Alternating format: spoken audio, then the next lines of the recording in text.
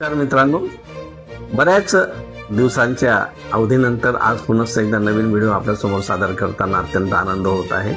मित्रांनो, आज आपण ज्या स्टोरीकडे जाणार आहोत ही स्टोरी आहे आपल्या JRD टाटांची टायटनची निर्मिती.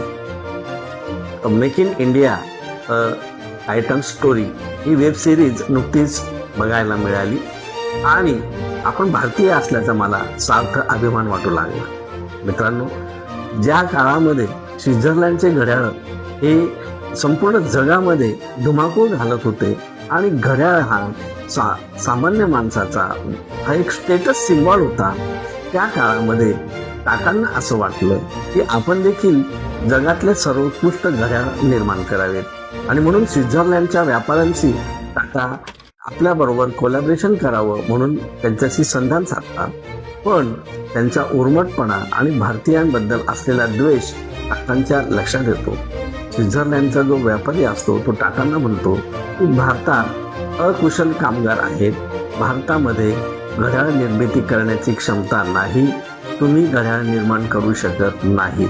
टाटा अस्वस्थ होतात, पण त्याच वेळेला टाटा अत्यंत थंड डोक्याने त्याला उत्तर देतात की तुमचं बेस्ट सेलिंगचं घड्याळाचे डिझायनर जे आहेत ते भारतीय आहेत, तरी तुम्ही भारतीयांना अंडर एस्टिमेट करतायत. आम्ही लोकोमोटिव्ह असेल, एरोप्लेन असेल, स्टील कारखाने असतील, कम्युनिकेशन सेंटर्स असतील, मोठे मोठे उद्योगधंदे आम्ही भारतात निर्माण केलेत. तुम्ही ते केलेत का? नाही.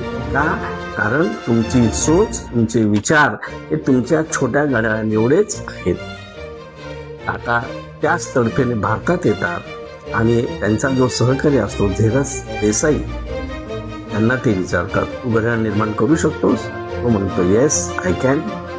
5 वर्षाच्या मुदतीसाठी टाटा त्यांना ऑर्डर देतात आणि टाटा स्वतःचं घड्याळ जोपर्यंत निर्माण होत नाही तोपर्यंत घड्याळ घालणार नाही अशी भीष्म प्रतिज्ञा करतात आणि तिथून टायटनची निर्मितीची सुरुवात होते.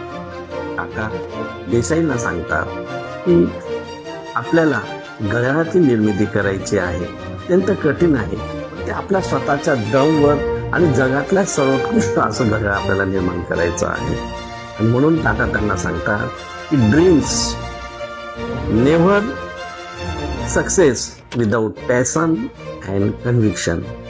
तुम्हाला तुमच्या ध्येयासाठी प्रचंड प्रयत्न करावे लागतील आणि मग त्यानंतरची जी कहाणी झालेली आहे अत्यंत रोचक आणि टप्प्याटप्प्यावर येणारे अडीअडचणी त्याचा सामना करत करत करत टायटनची निर्मिती कशी झाली हे बघायला अत्यंत आनंद येतो. मित्रांनो, वयाच्या प्रत्येक टप्प्यावरील भारतीयाने ही स्टोरी बघितलीच पाहिजे अशी मी प्रत्येकाला विनंती करतो आणि इथे थांबतो.